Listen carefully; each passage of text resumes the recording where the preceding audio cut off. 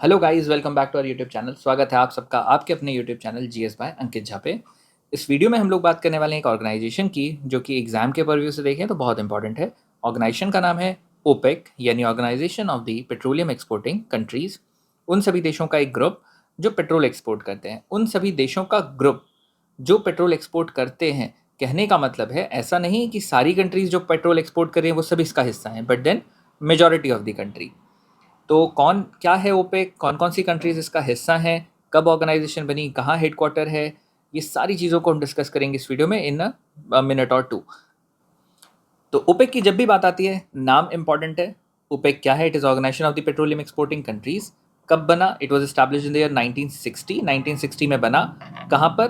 Baghdad में। Baghdad is in Iraq, it is the capital city of Iraq.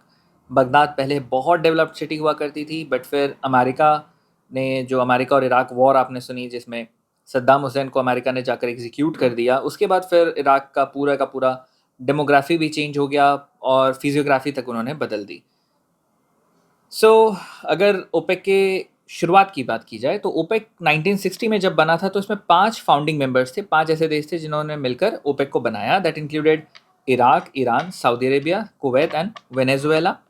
Venezuela is a south American country, बाकी सारे middle east की countries हैं। इसका headquarter बड़ा neutral venue पे है। इसका हेडक्वार्टर है वियना में। Vienna is the capital city of Austria, और प्रेजेंट इसके जो हेड हैं वो हैं Haitham al Ghais. Coming on to importance of OPEC. OPEC के पास लगभग 80% of the total global crude oil, हम लोग जो ऑयल यूज़ करते हैं that is not crude oil, that is refined oil. वो रिफाइनरी में जाता है। पेट्रोलियम अलग सेपरेट हो गया, डीजल अलग सेपरेट हो गया, एविएशन फ्यूल अलग सेपरेट हो जाता है, कैरोसिन अलग हो जाता है, एंड वैजलीन अलग हो जाता है जब हम फ्रैक्शनल डिस्टिलेशन के प्रोसेस से क्रूड ऑयल का फ्रैक्शनल डिस्टिलेशन जब करते हैं।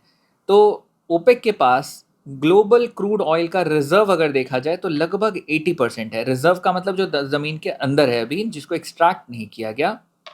On the other hand production की बात की जाए तो approx 40% of the global oil production सिर्फ ओपेक की कंट्रीज मिलकर दे रही हैं। ओपेक में अभी तक 13 देश थे।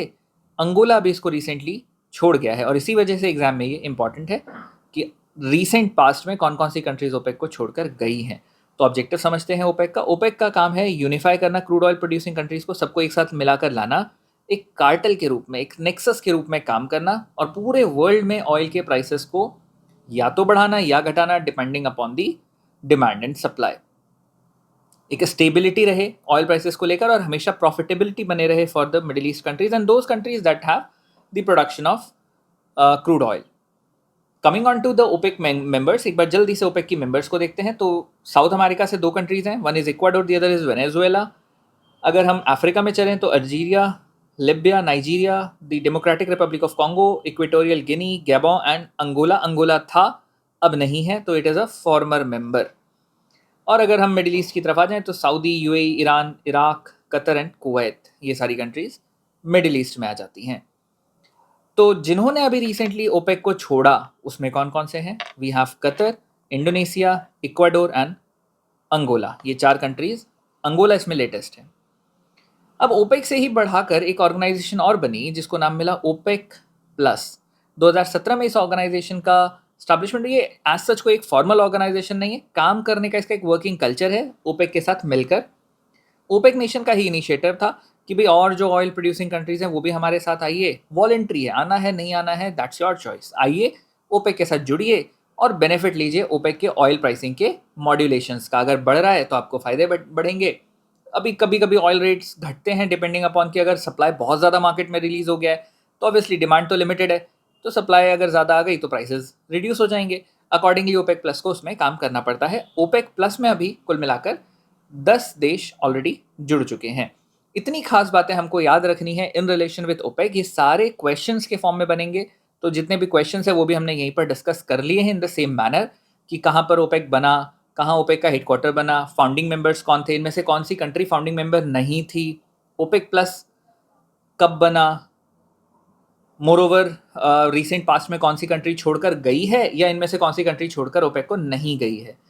ये सारे क्वेश्चंस ओपेक से बनते हैं।